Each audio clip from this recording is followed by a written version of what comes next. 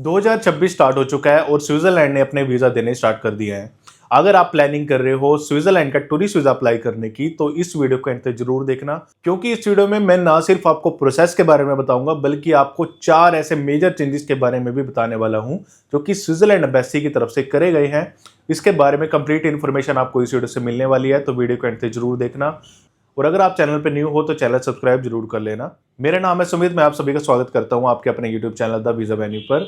अब वीडियो को शुरू करते हैं और जानते हैं स्विट्जरलैंड वीज़ा प्रोसेस के बारे में। दोस्तों, स्विट्जरलैंड के ऊपर हमारे यूट्यूब चैनल पे आपको बहुत सी वीडियोस मिल जाएंगी, क्योंकि टाइम टू टाइम जो भी एम्बेसी की गाइडलाइंस होती हैं उनको हम अपडेट करते रहते हैं अपने व्यूअर्स के लिए, सब्सक्राइबर्स के लिए। अभी हम बात कर लेते हैं कि इसका प्रोसेस कैसे रहने वाला है। सबसे पहले आपको डॉक्यूमेंट्स रेडी करने होंगे, जिसमें सबसे इंपॉर्टेंट है आपके एम्प्लॉयमेंट के डॉक्यूमेंट्स। एम्प्लॉयमेंट आपकी कोई भी हो सकती है, जैसे कि आप सेल्फ एम्प्लॉयड हो सकते हो, जॉब करते हो, फार्मिंग करते हो, या फिर आपका पार्टनरशिप बिजनेस है, या फिर आप स्टूडेंट हो। तो उन केसेस में आप अपने डॉक्यूमेंट्स रेडी कर सकते हो। आपको चेकलिस्ट आपको हमारे यूट्यूब चैनल से मिल जाएगी, स्क्रीन पे भी आपको शो हो रही होगी। आप यूट्यूब चैनल विजिट करके उन चेकलिस्ट को देख सकते हो और अपने प्रोफाइल के अकॉर्डिंग डॉक्यूमेंट्स रेडी कर सकते हो। एम्प्लॉयमेंट डॉक्यूमेंट्स के बाद आ जाता है आपका फाइनेंशियल डॉक्यूमेंट्स। फाइनेंशियल डॉक्यूमेंट्स में कुछ टाइम से काफ़ी बड़ा चेंज किया है एम्बेसी ने, क्योंकि पहले 3 से 6 महीने की स्टेटमेंट एक्सेप्ट की जाती थी, पर अभी मैंडेटरी कर दिया है कि आपको 3 मंथ से ज़्यादा स्टेटमेंट यूज़ नहीं करनी।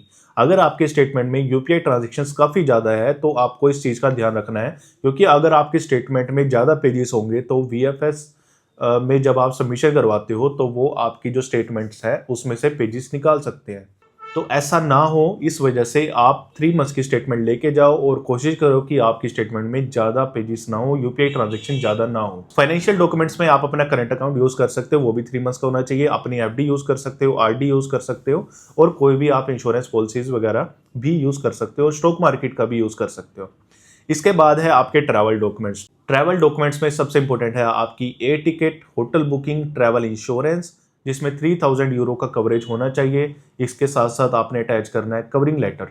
अब कवरिंग लेटर आप अटैच करते हो और कवर लेटर के बारे में आपको पता भी होगा कि कवर लेटर में आप एड्रेस करते हो वीज़ा अफसर को, अपने बारे में बताते हो, पर्पस के बारे में बताते हो, कितने फाइनेंशियल स्टैंडिंग्स हैं उसके बारे में बताते हो। अब आपको मेजर चेंज जो करना है उस चीज़ को ध्यान से समझना। अब जो आपकी ट्रैवल आइटनरी है वो अलग से सबमिट नहीं होगी, यानी कि ट्रैवल आइटनरी आपको अलग से पेज पे बनाने की नीड नहीं है। आप कवर लेटर में ही छोटी सी ट्रैवल आइटनरी बना के ऐड ऑन कर सकते हो, क्योंकि एम्बेसी की चेकलिस्ट के अकॉर्डिंग ट्रैवल आइटनरी आप सबमिट नहीं कर सकते। ऐसा गाइडलाइंस एम्बेसी की तरफ से आई हुई है। आपको डिस्क्रिप्शन में मैं चेकलिस्ट डाल दूंगा, उसको चेक भी कर सकते हो। ट्रैवल आइटनरी अब एक्सेप्ट नहीं होगी, और अगर आप लेके जाते हो तो वीएफएस स्टाफ आपकी जो ट्रैवल आइटनरी है उसको रिमूव कर सकता है। ऐसे केसेस में आपको रिफ्यूजल फेस करने को मिल सकती है, क्योंकि अगर आप अपना पर्पस बताओगे ही नहीं उनको तो आपको रिजेक्शन मिल सकती है। तो ध्यान रखना, जो अपनी ट्रैवल आइटनरी है उसको आप अपने कवरिंग लेटर में मेंशन कर सकते हो। ज़्यादा एक्सप्लेन करने की नीड नहीं है, बस आप मेन लोकेशंस हैं उनका नाम उसमें लिख सकते हो। ट्रैवल डॉक्यूमेंट में आप एक रिजर्वेशन और ऐड कर सकते हैं, वो है ट्रेन की रिजर्वेशन। फॉर एग्जांपल, आप पेरिस से जूरिक जा रहे हो तो आप उस केसेस में ट्रेन की आइटनरी भी लगा सकते हो, जिसका मतलब है कि आप उस ट्रेन के थ्रू अपना जो ट्रैवल है वो परफॉर्म करोगे। तो ट्रैवल डॉक्यूमेंट्स में इतना ही था। इसके बाद है आपके पर्सनल डॉक्यूमेंट, जिसमें इंपॉर्टेंट है आपका पासपोर्ट, जिसकी वैलिडिटी 6 मंथ तक की होनी चाहिए। आपकी फोटोग्राफ्स, आपका आधार कार्ड, पैन कार्ड, फैमिली के आधार कार्ड आप लेके जा सकते हो, वो ऑप्शनल है, कई बार सबमिट नहीं होते और कई बार वो रख भी लेते हैं, तो आप लेके जा सकते हो। इन डॉक्यूमेंट्स के बाद है आपका एप्लीकेशन फॉर्म। अब एप्लीकेशन फॉर्म में सबसे बड़ा चेंज मैं आपको बताने वाला हूँ, और ये बहुत बड़ा चेंज है और बहुत ज़रूरी भी है।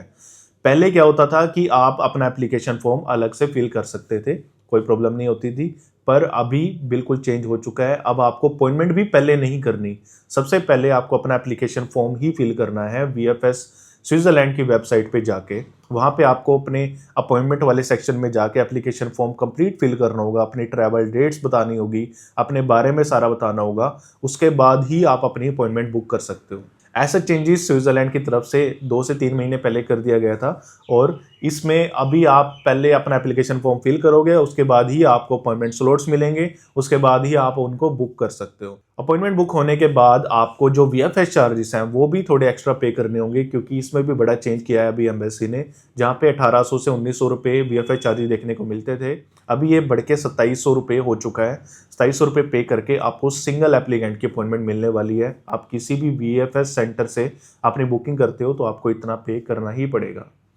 बुकिंग वाले दिन आपको सभी डॉक्यूमेंट्स लेके जाने होंगे वीएफएस में, जहां आपने एम्बेसी फी पे करनी है 90 यूरो फॉर अडल्ट, और अगर आपके साथ कोई बेबी है तो उसकी 6 से 12 साल के बीच में है तो आपको 45 यूरो पे करना होगा, और अगर 6 से कम एज की है तो आपको एम्बेसी फी कोई भी पे नहीं करनी होगी, सिर्फ वीएफएस चार्जेस पे करने होंगे अपॉइंटमेंट बुकिंग के लिए।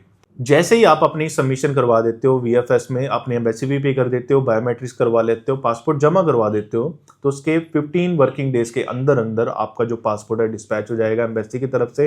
एम्बेसी आपका अगर वीज़ा ग्रांट करती है तो आपको 3 मंथ्स की नॉर्मल वैलिडिटी मिलती है, और स्टे डिपेंड करता है आपके ट्रैवल प्लान पे।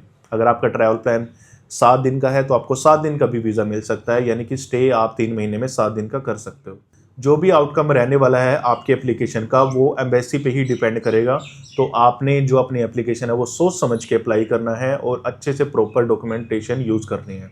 और अगर आपका रिफ्यूज़ल होता है तो आपको पासपोर्ट के साथ कुछ पेजेस मिलेंगे जिसमें मेंशन होगा कि आपका जो वीज़ा है वो रिजेक्ट हुआ है, तो वो क्यों रिजेक्ट हुआ है। तो आपको अभी तक प्रोसेस पूरा कंप्लीट समझ में आ गया होगा, और इसमें पूरे प्रोसेस में मैंने आपको 4 बड़े चेंजेस बताए हैं। पहला कि आपकी जो स्टेटमेंट्स है उसमें यूपीआई ट्रांजैक्शन ज़्यादा ना हो, और दूसरा आपके जो वीएफएस चार्जेस है वो इंक्रीज़ हो गए हैं। तीसरा, जो ट्रैवल आइटनरी है वो कवरिंग लेटर में ही मेंशन होगी, वो अलग से सबमिट नहीं होगी। चौथा, आपको अपॉइंटमेंट पहले नहीं बुक करनी, पहले आपको एप्लीकेशन फॉर्म फिल करना है, उसके बाद आपने अपॉइंटमेंट बुक करनी है। इसके अलावा अगर आपको कुछ ऐसा लगता है जो हमने मिस कर दिया है तो आप हमें कमेंट कर सकते हैं, अपने व्यूज़ रख सकते हैं। और अगर आपको ये वीडियो यूज़फुल और इन्फॉर्मेटिव लगी है तो वीडियो को लाइक कर सकते हैं। आप हमारे चैनल को भी सब्सक्राइब कर सकते हैं। तो मिलते हैं नई वीडियो में। Thank you, have a nice day.